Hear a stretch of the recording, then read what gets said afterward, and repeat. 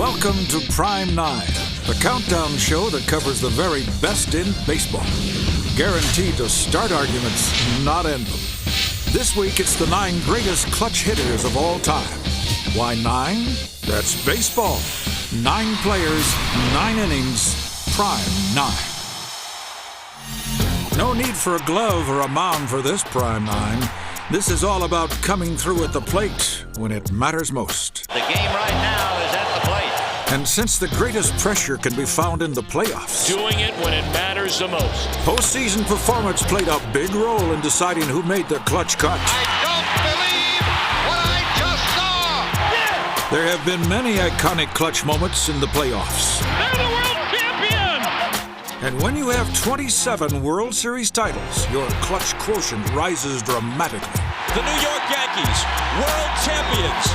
That's our spoiler alert, because you just might see a few pinstripes in this show. So here we go. Look who's coming up. With the top 9 clutch hitters of all time, starting with number 9 on Prime 9. Batting third, number 21, Roberto Clemente. I put it in the same level de Babe Ruth. I call him the Bambino Latinos. Roberto Clemente, one of the most feared hitters in the National League. 3,000 hits, 4 batting titles, and a .317 lifetime average says an awful lot about Clemente. They're still trying to figure a way to pitch to this batting king. He was a gamer. He beat you so many ways. With a tying run on third, Roberto Clemente up next. But an even better barometer of his clutchness was his .326 average with runners in scoring position. He was the leader of the team, and when he goes out there and does the things that he's capable of doing, I mean, all the other guys just kind of rally behind him.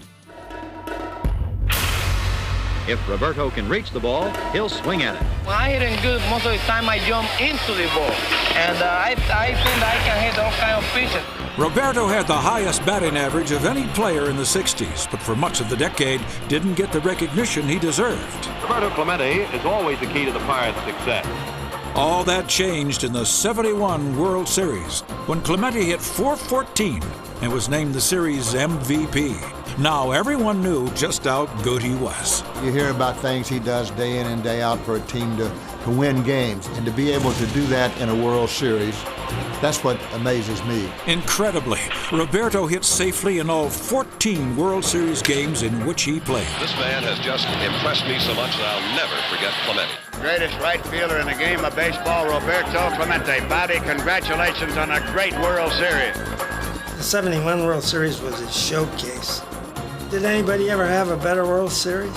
Of course, our next clutch hitter also had some memorable postseason moments, which brings us to number 8. When you start talking about clutch people, Tony obviously was one of the great ones. To many, Tony Perez was the heart of one of the most impressive lineups in baseball history. As far as making the Big Red Machine, I don't know that anybody had more of an influence on it than Tony Perez. He was the last guy in that line where you had Rose, Morgan, you had Bench. If you got cautious and you pitched carefully to the guys in front of him, then now you've painted yourself into a corner. Tony finished his 23-year career with 1,652 RBIs, 27th on the all-time list. You got some men in scoring position. I say it's money in my pocket, and he go out there and drive the ball home. He had 7 100 RBI seasons. He has a reputation of being a great RBI man, and I think that had to do as much with his attitude as with his physical ability. He had great concentration in clutch situations. I love the situation. Every time I got there with the game on the line or to tie or win a ball game, I enjoyed it. I like it. And that's why I was so tough in those situations. Half of Tony's 22 game-ending hits were home runs, which puts him among the very best.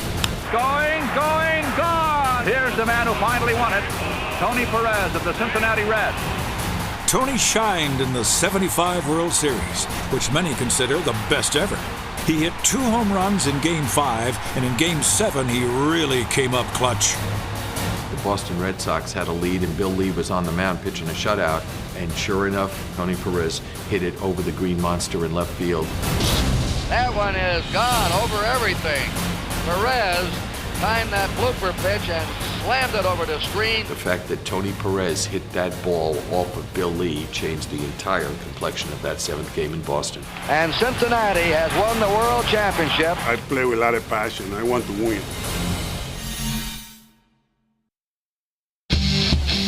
Welcome back to Prime 9, featuring the top 9 clutch hitters of all time. You've heard the case for both 9 and 8. We now continue with number 7. A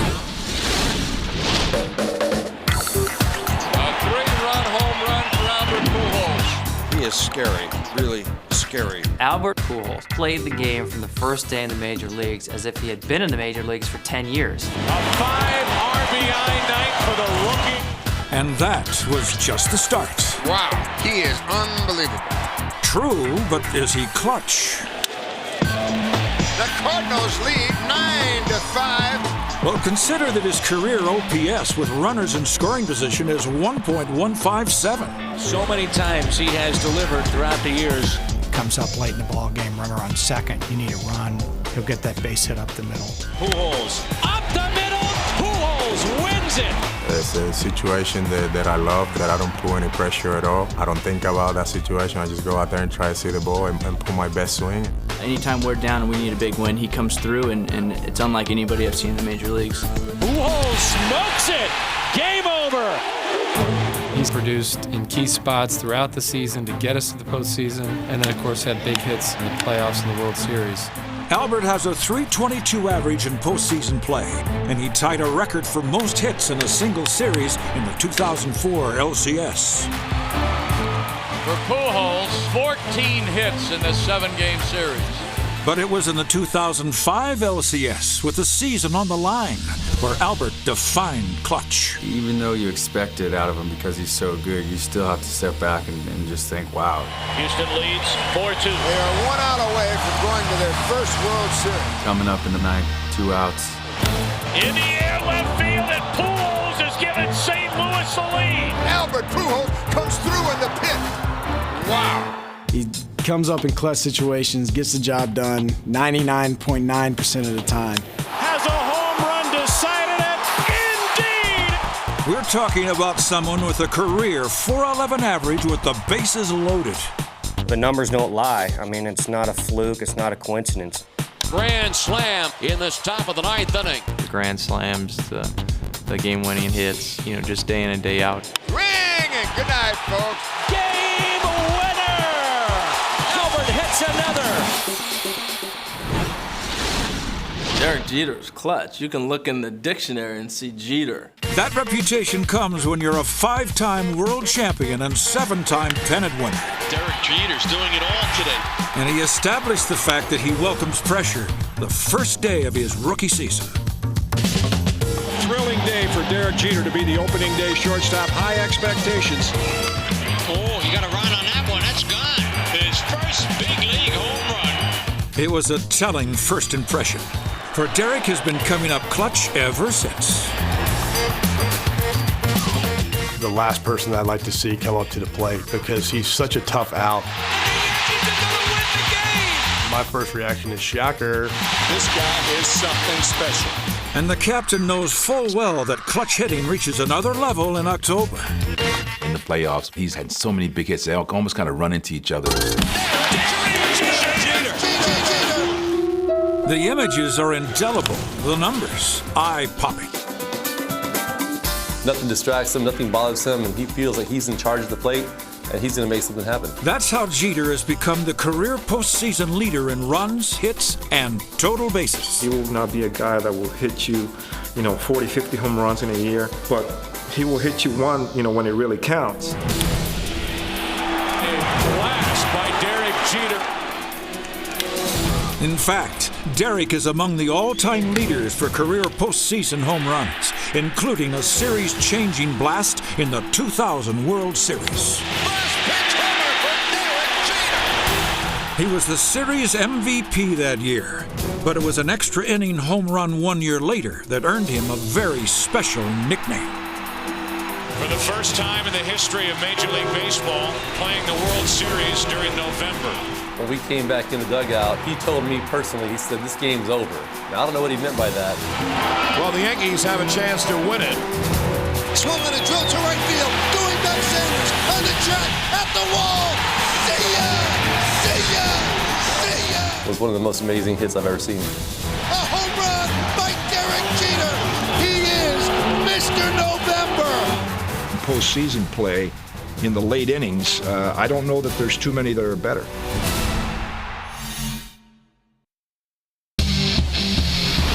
Welcome back to Prime 9, featuring the top 9 clutch hitters of all time. The great one and Tony Perez got things started, followed by Albert Pujols and the captain Derek Jeter, which means it's time for number 5. George Brett made a serious run at becoming the first 400 hitter since 1941. Late 70s, most of the 80s. That was probably the greatest hitter in the American League right there. Well, he can do a lot of things with that lumber. I had more confidence in George than myself, and I was pretty confident hitter myself. Uh-oh. And now the Royals have the 1-run lead. I always wanted the responsibility of having the game on my shoulders. When I stepped in that batter's box, I had a lot more confidence, I thought, than the guy on the mound who had to get me out. 5 RBI for Brett tonight. You knew that he was going to hit the ball hard somewhere. He knocked the pajamas out of the ball. Drive to left field, George Brett, and we've got a tie game. He is doing that consistently. Brett excelled in the playoffs with a .337 average and had 19 hits in 13 World Series games. When you get on that stage, when you're in the playoffs, when you're in the World Series, that's when guys shine. And that's just what Brett did in Game 3 of the '78 LCS. First home run I hit off Catfish Hunter was in the upper deck. Deep to right, it is gone. And the next was almost straight away center field. It is gone. Brett is 2 for 2. But George wasn't quite done. George Brett hits it to right field. Is it 3 in a row? Yes! Incredible! What a performance! Despite Brett's heroics, the Royals still lost to the Yankees. But 2 years later, he made certain his team went to the Fall Classic. Tying run for the Royals over at third base. Lead run potentially over at first base. He certainly was able to elevate his game when everything was on the line. Goose should know he had an up-close look at Brett in the 7th inning of the deciding game. I flinched. High drive hit deep to right field. It is gone. Brett has taken the Royals and put them in front here in the 7th inning. A lot of guys don't want to be in that position. I always wanted to be that guy. Here's David Ortiz. Ortiz has been one of the best clutch hitters in the game. Just the presence of him walking to the plate, how big he is. It's a little bit scary to see him come up in a big situation simply because he is such a clutch player. He spits in his glove, gives you that clap, and you know, you just know he's going to come through. That's when you can kind of get on your toes a little bit, stand above the dugout, and you can kind of tell something's about to happen. Ortiz hits it in the air to center field. Ortiz and the Red Sox walk off with the win. The greatest clutch hitter in Red Sox history has done it again. But it was in the 2004 postseason that Big Papi first became a Prime 9 clutch hitter. In 2004, it was just night after night in the postseason that David came through for us.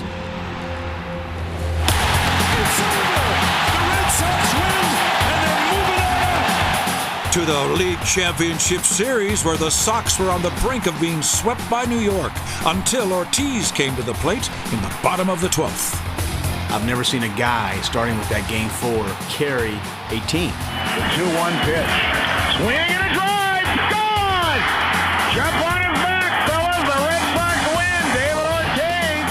His second postseason game-ending blast was merely an appetizer. After all, the Sox were still facing elimination the following night. Ortiz fights it off center field. And the Red Sox win it in 14 innings. David Ortiz, the magic man again.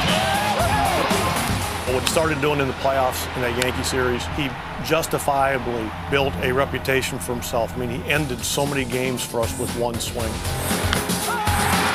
Ortiz led Boston to the title in 2004.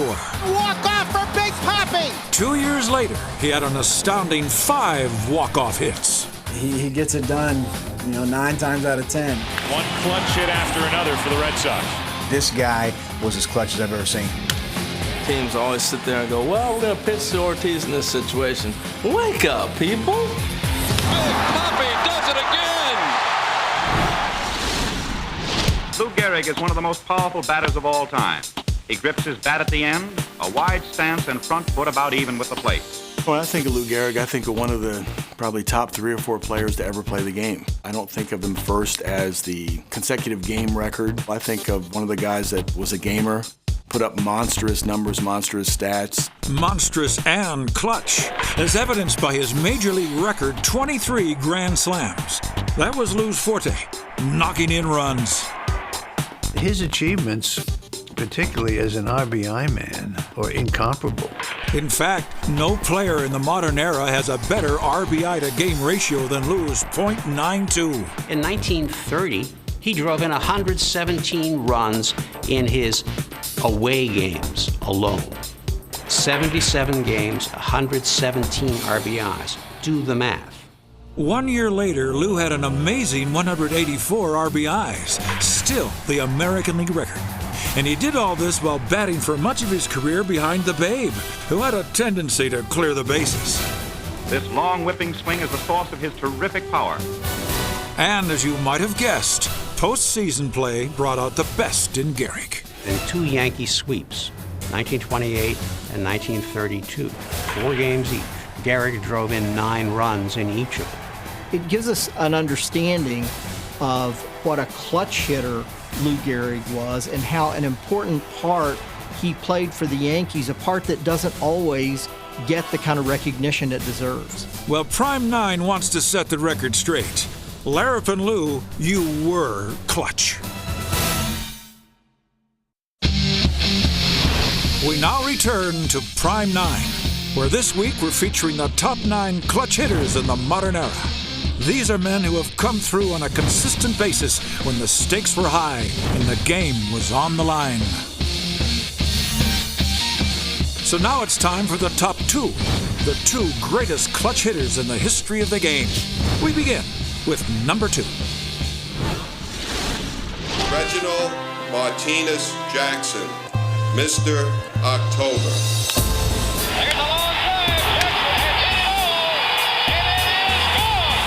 Just a great clutch player. They didn't call him Mr. October for nothing. Jackson is unbelievable. We told you about this month of October. It's how Reggie got his second name. For when you hit 18 postseason home runs in October, well, the month becomes you. You knew that you had to win the game, and if you had to pick someone out, it would be Reggie Jackson to be the hero that night. An extreme pressure situation, Reggie Jackson does the job. Reggie loved to have the spotlight on him. And when you're in the playoffs and World Series, that's the spotlight. There it is. There it is. How about that? Jackson helped the Oakland A's win 3 straight World Series titles, and then came up clutch for 2 more in a row with the New York Yankees. Reggie did special things at special times. A big World Series for Reggie Jackson. That's way out of here. He was a great player, and he rose to the occasion. It was, of course, in Game 6 of the '77 World Series that Reggie took things to another level. You can just see before the game, he knew that this was his moment to really, really shine. I was looking for the ball in. The book on me was the pitch man, so Bert Hooton, first fastball he threw was a strike inside. Long drive right field. It is goodbye. He comes up with his 3rd home run of the series. Second time up, I remember Elias Sosa running in from the bullpen, and I knew he threw hard, so I knew he'd throw the ball inside as well.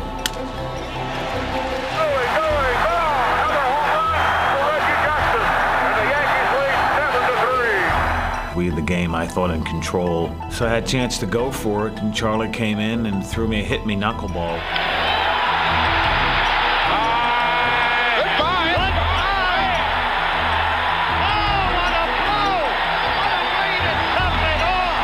A 3 home run game during the season is big.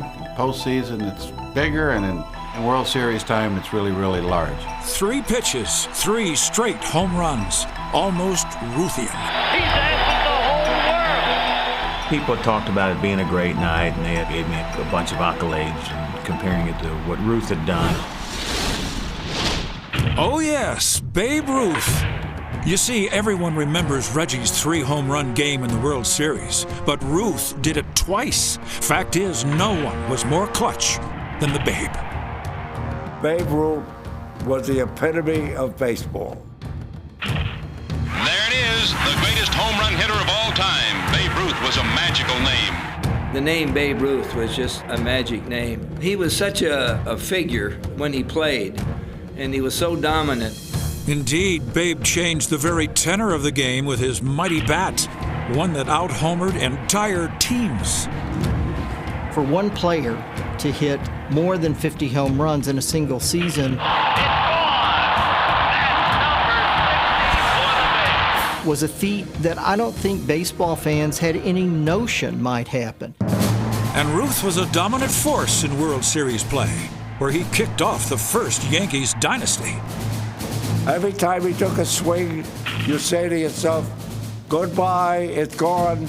Babe's sense of theater was best exemplified by his final Fall Classic home run, a legendary blast known as the called shot. I will say that I've had thrills before, something like hitting a home run in Chicago that time. The Lord was with me when I called the shot. Charlie Root got 2 strikes on Babe Ruth, and he pointed to right field and said to him, "You SOB, I'm going to hit the next one out of the ballpark." Beyond his home runs and larger-than-life persona, Babe Ruth put the game on his shoulders and lifted it to new heights. That's clutch. He told baseball, I am really a special player, and the fans responded great to Babe Ruth. If there was a time that I'm going to try to hit a home run, it's sure going to be the day for you boys. I actually saw Babe Ruth hit a home run. I'd hit the jackpot. When I got home, every kid in the block would ask me what it was like. Watch for me next week now, and I'll teach you more about baseball. Goodbye. Before we put the brake on this Prime 9, let's shift our thinking to what might have been. Because had he not become an outfielder, our #1 clutch hitter might have ended up as our #1 clutch pitcher. Short out a pig, yeah! Need proof? Well, consider that for 43 years, Ruth held the record for most consecutive scoreless innings in the World Series with 29 2/3. Fastball, curveball. Fastball, curveball. He was 3-0 in World Series play with a .87 earned run average. And in Game 2 of the 1916 World Series, Ruth pitched a 14-inning complete game and won 2-1. Had he continued to pitch, who knows just how clutch the Babe might have been on the mound. That's our Prime 9. What's yours?